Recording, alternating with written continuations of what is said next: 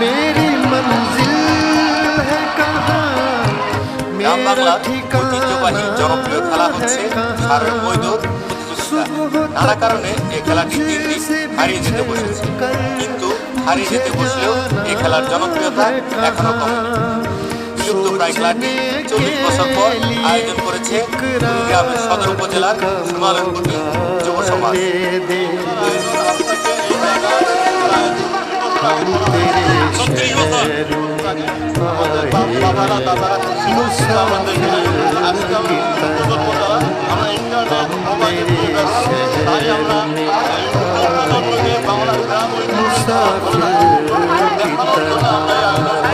মৈদর দেখতে কুড়িগ্রাম জেলার বিভিন্ন উপজেলার হাজার হাজার নারী পুরুষ উপস্থিত হয়েছে হিমালয়কুটি গ্রামের দলবাড়িতে।